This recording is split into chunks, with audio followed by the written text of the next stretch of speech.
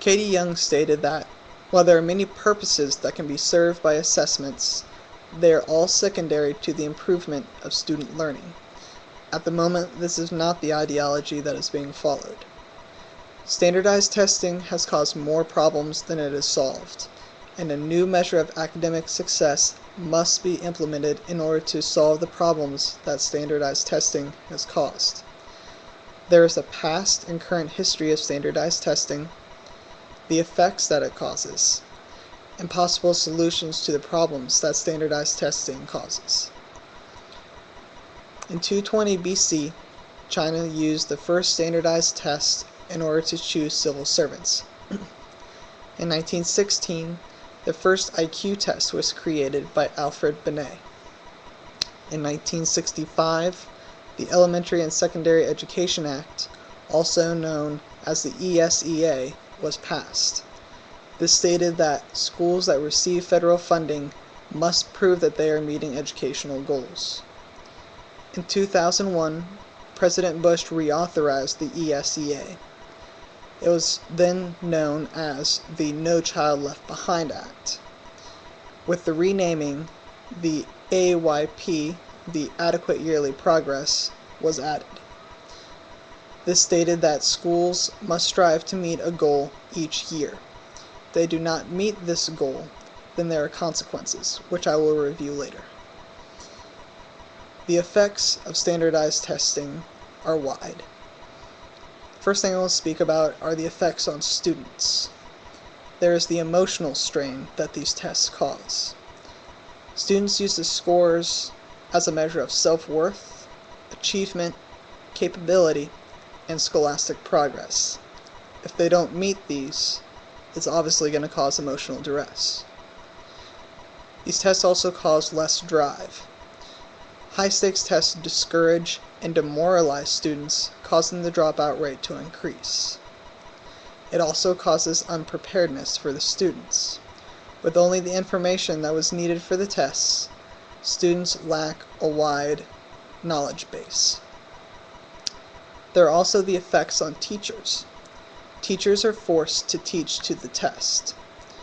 This narrows the curriculum and forces memorization of isolated facts instead of developing fundamental and higher order abilities.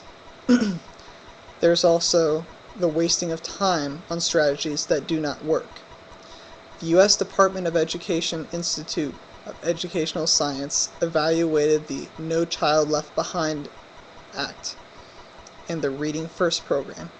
They found that though classrooms spent more focused time on reading, there was no significant increase in reading comprehension test scores in first through third grades. So basically, teachers spent hours in the classroom focusing on strategies that weren't working. There are also the effects on schools. There is less federal funding for schools that are labeled as failing.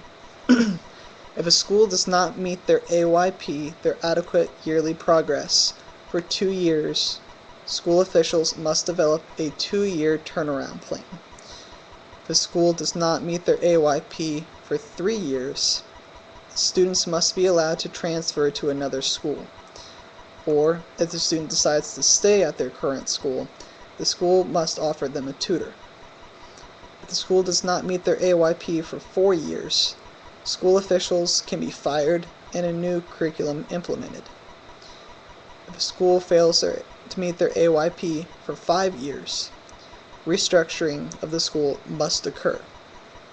All or some school officials must be fired, or the school must be turned over to a state or private company with a history of effectiveness, or the school must be reopened as a charter school. There are changes that must happen. It would be ridiculous to say that there is no place for tests, as they serve as a good form of student evaluation. However, standardized tests have not served this task well, and improvements must be made. Now, there are some small improvements that have already been made. The ACT is now being accepted everywhere, rather than the SAT, which doesn't test on material that students learn in high school, but rather test students on their innate ability and how good of a test taker the student is. This includes dealing with time pressure, tricky questions, and ambiguous phrasing. According to the USA Today, 730 institutions have even made the SAT and ACT optional, at least for some students. One such university is the Kansas State University, which has made this completely optional for in-state applicants, though it is still required for out-of-state students, but this is at least a step in the right direction. Some improvements that could be made include grading a portfolio of the students' work, incorporating more essays into standardized tests, as this allows for a gray area in a pure black and white test-taking environment. Another option is restructuring the No Child Left Behind Act so that failing schools will not stop receiving federal funding. Instead, they will still receive federal funding, but they will also receive the help of outside resources to help implement a more effective curriculum plan. Now, this is already being done, but this is only getting help from outside sources. They completely lose any sort of federal funding. They need both federal funding and also outside help in order to really help a school turn around. In conclusion, though standardized tests have existed in the past and measures are being taken to help correct the issue, the fact remains that standardized tests have done more harm than good, and a new measure of academic success must be implemented in order to solve the major problems that are occurring right now.